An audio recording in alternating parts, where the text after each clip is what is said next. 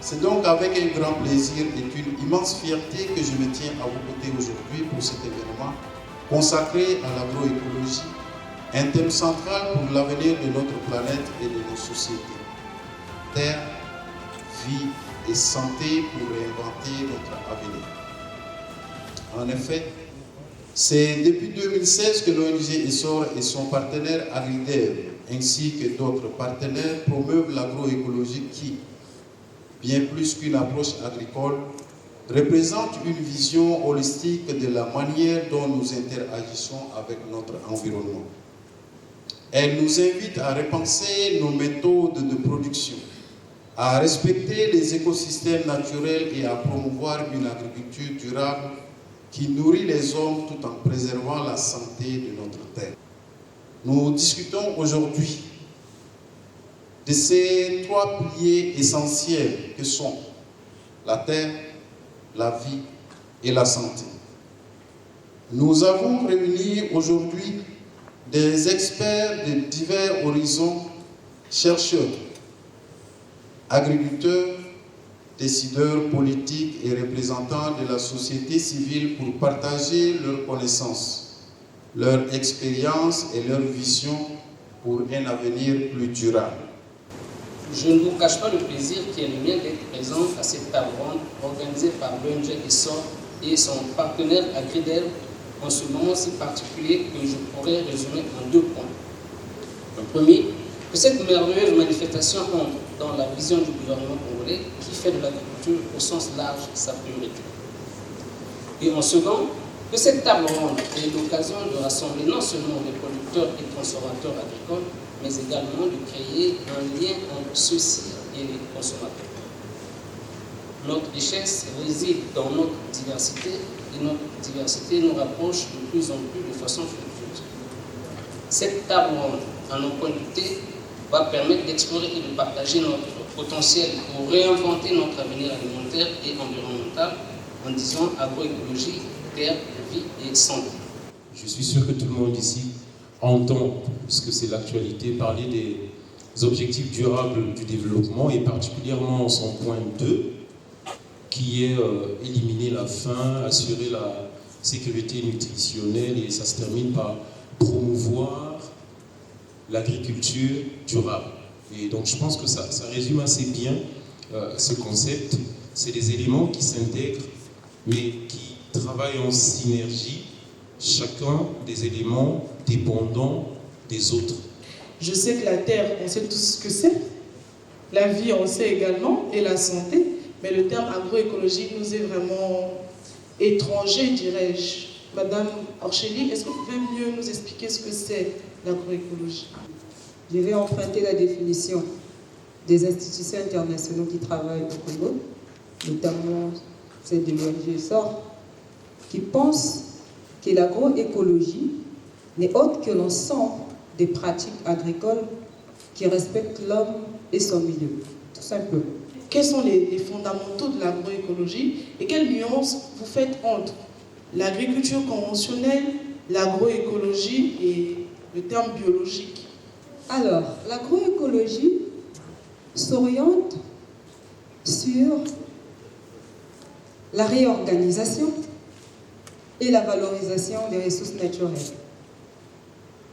Et donc, l'agroécologie signifie juste faire l'agriculture en utilisant moins de pesticides chimiques. Cette agroécologie repose sur 3 piliers. Nous avons le premier pilier qui est social, le deuxième qui est économique et le troisième qui est environnemental. Notamment, ils ont utilisé des produits chimiques sur les légumes. Quels sont les risques pour la santé publique associés à la consommation des produits contaminés par des pesticides chimiques et par des substances nocives, bien évidemment? Aliments contaminés peut sérieusement nuire à la santé des individus en fonction, bien entendu, de la substance contaminante. Les maladies varient des pathologies infectieuses aux pathologies malformatives, aux pathologies tumorales et bien d'autres encore. Quels sont les facteurs déclencheurs qui ont poussé bien sûr la DUE à appuyer les initiatives axées sur l'agroécologie? c'est environ un tiers des émissions mondiales de gaz à effet de serre qui proviennent des systèmes alimentaires. D'autres études font état du fait que en 2021, sur l'espace de l'Union européenne, l'agriculture a contribué à environ 10% des émissions de gaz à effet de serre. D'autres statistiques font état d'environ 950 000 décès survenus en France en 2017 qui sont imputables à des systèmes alimentaires peu sains. La pandémie à Covid-19 qui a secoué le monde à partir de 2019 notamment, nous a tous montré à quel point nous sommes vulnérables et à quel point il était important d'essayer de maintenir un équilibre entre les activités humaines et la nature.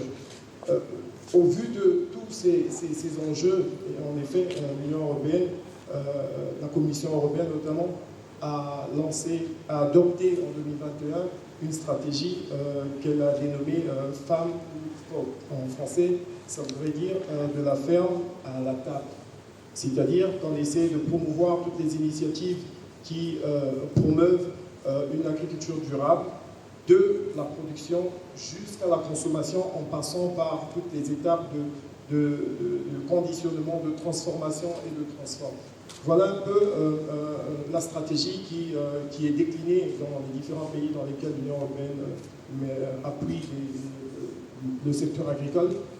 Voilà un peu la stratégie qui sous-tend, on va dire, nos activités en faveur d'une agriculture qui puisse être économiquement rentable, écologiquement viable et socialement acceptable. En République du Congo, on voit qu'il y a matière à espérer que cette transition est possible. Pour notre part, en ce qui concerne l'Union européenne, nous essayons de promouvoir tant bien que mal toutes les initiatives qui nous sont proposées par nos différents partenaires de mise en œuvre qui promeuvent une agriculture durable. On peut citer antérieurement le projet que nous avons mis en œuvre en co-financement avec l'AFD que vous avez cité tout à l'heure, donc notamment l'appui que nous avons eu sur la ceinture maraîchère de Brazzaville pour essayer de soutenir le secteur du maraîchage périurbain avec des pratiques agroécologiques. Mais en ce moment, nous avons également, dans le cadre de l'initiative pour les forêts d'Afrique centrale, notamment CAFI, une action qui est en cours depuis l'année passée, et avec l'AFD toujours, qui prévoit dans sa mise en œuvre la mise en place des guichets départementaux pour essayer de soutenir les actions qui promeuvent une agriculture durable. Existe-t-il des produits agroécologiques sur le territoire national? Dire qu'il n'en existe pas, ce serait un peu piétiner tout le travail qu'a fait des organismes comme Essor, Agridev et plein d'autres d'ailleurs qui sont financés par l'AFD et l'Union européenne. Effectivement, au niveau d'Essor, nous avons formé plus d'1 millier et accompagné plus d'1 millier de maraîchers qui sont d'ailleurs pour une partie dans cette salle en termes d'agroécologie. Il y a des maraîchers ici? Bien sûr. Et nous les avons formés, nous les avons accompagnés et nous continuons à suivre leur travail. Et c'est pour ça que je peux vous dire avec certitude qu'il existe bel et bien des produits agroécologiques sur le marché, non seulement des légumes, mais également des intrants agroécologiques. Grâce au projet Essor Agridev, que nous, maraîchers, nous sommes visibles, il y a la visibilité. Et les autres en tirent profit de nous. Donc, tous les efforts que le projet continue de faire au profit des maraîchers, c'est pour notre visibilité, pour que nous, maraîchers, puissions être visibles et nos produits sur le marché. Leaders. Et l'objectif est que ces maraîchers leaders-là puissent, au terme du projet, continuer l'action d'Essor, d'Agridev et même d'autres organismes qui œuvrent pour l'agroécologie. Comme on l'a vu tout à l'heure en salle, lors des débats autour du panel, il était simplement question de sensibiliser la population que certains produits utilisés dans l'agriculture, particulièrement des pesticides, peuvent avoir des effets délétères sur la santé des populations. Et donc c'est un élément essentiel à savoir parce que ces substances qui sont nocives génèrent des conséquences à court, moyen et long terme sur la santé des populations. Alors l'autre volet avec ces pesticides-là, c'est qu'ils peuvent s'infiltrer sous les sols et là encore générer des conséquences sur la santé des populations. Donc c'est bien de savoir que les aliments qu'on consomme devraient être propres, dénués de certains types particuliers de pesticides qui, par exemple, dans certains pays en Europe, sont interdits de vente. Avec des petites lopins de terre, nous, en situation de handicap, ça nous permet de cultiver. Et nous avions, en quelque sorte, appris à l'arrosage systématique, hein? Donc du maraîchage, pas en tant que comme les autres dites valides font au niveau des grands espaces. Nous, c'est des petits espaces qui nous permettent au moins de cultiver les légumes, hein, des légumes pour ne pas utiliser les produits chimiques qu'on décrit, qu'on vient de nous le faire savoir. Nous, on ne l'utilise pas, nous utilisons le compost. On nous a appris comment transformer, avoir du compost, donc la fumier, pour essayer de tant mieux arranger, cultiver nos champs dans les petits espaces-là. L'agroécologie protège l'homme parce que cette agroécologie peut se faire sans intrants chimiques. Et donc, l'homme est protégé parce qu'il n'y aura pas de pathologies liées à ce déséquilibre en termes d'aliments. Et aussi, le producteur qui est sur le terrain. Parce que quand nous utilisons, nous utilisons les pesticides chimiques, les producteurs, il est exposé. Il est exposé, sa santé est exposée. Et nous qui consommons les légumes également, on est exposés. Et le sol qui reçoit ces intrants chimiques s'acidifie. Et donc, tout ce qui est biodiversité édaphique qui se trouve dans le sol, qui sont capables de dégrader tout ce que nous apportons pour pouvoir disponibiliser de la ressource. Alors là, je parlerai des nutriments pour nos plantes. Ne sont plus là, seront détruites. Et donc, il y a un déséquilibre écosystémique qui s'installe. Et si le déséquilibre écosystémique s'installe, ça veut dire qu'il y a baisse de rendement. Voyez-vous? Or, au niveau de l'agroécologie, tout ce problème est résolu en faisant quoi? Eh bien, le producteur va juste s'appuyer sur tout ce qu'il va trouver au niveau environnemental.